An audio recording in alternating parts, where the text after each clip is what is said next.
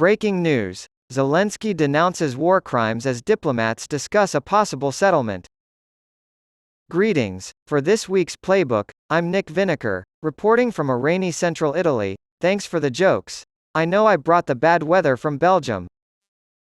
Given the setting, I can't stop thinking about these two fantastic new Italo-focused stories. Prime Minister Giorgia Meloni's record on women is investigated in the first article by Hannah Roberts, who uncovers a nuanced story. More on that below. As I write this, I look out onto a busy road filled with exclusively non-electric cars. Italy has one of Europe's lowest rates of EV use, something to do with weak financial incentives and infrastructure. So it's interesting to read the second article by Antonia Zimmerman, which examines why Italy is an EU problem child when it comes to pollution and is heading for a new clash with Brussels over its emissions targets. Diplomacy with Ukraine as the day's main focus post to Twitter, Facebook, and LinkedIn. Please handclap for me. Diplomats wonder about Treasury as missile fire brews Ukraine. A split-screen look at the world in August of 2023. Russian drones and missiles bombarded targets across Ukraine as diplomats from over 40 countries pleaded for peace at a Saudi-sponsored conference in Jeddah. One such target was a blood transfusion center in the eastern city of Kupiansk.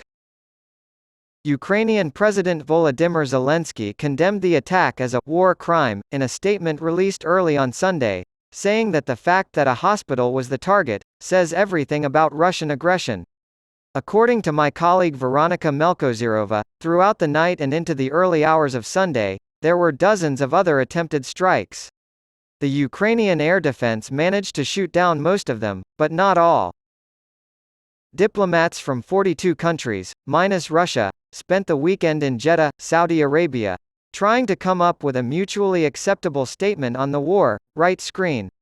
A peace treaty between Russia and Ukraine, as reported by Veronika, would have to be based on respect for Ukraine's territorial integrity and the UN Charter. Andriy Yermak, the chief of staff to the Ukrainian president, described the meeting in Jeddah as a baby step toward putting Ukraine's 10-step peace formula into action. Each nation taking part in the consultations will have a chance to demonstrate its ability to take the lead in international efforts to promote peace. And the majority of them have already mapped out their part in carrying out particular aspects of the formula, he added. Russian Deputy Foreign Minister Sergei Ryabkov said on Monday that diplomatic efforts over the weekend were futile and doomed to failure. Riyadh, seeking to erase the stain of journalist Jamal Khashoggi's murder in 2018, is using the conference to position itself as a mediator between the pro-Ukraine West and ambivalent countries like Brazil and India. If you missed Suzanne Lynch's preview of the conference, you can read it here. China is the most notable difference between the previous Ukraine talking shop in Copenhagen and this one in Jeddah. The Jeddah summit benefited greatly from Beijing's attendance. From drones to helmets and bulletproof vests to some form of international support for its aggression against Ukraine, Moscow relies heavily on its big brother, Beijing. Furthermore, China had ignored the June meeting in Copenhagen. Perhaps we'll cross paths again? However, there was a shaky undercurrent to Moscow and Beijing's no-limits friendship, as China not only sent representatives to this one but also, according to The Guardian, which cited an EU source, supported the idea of a third peace gathering. When contacted by Playbook, a spokesperson for the European Commission had no immediate comment on the outcome of the conference.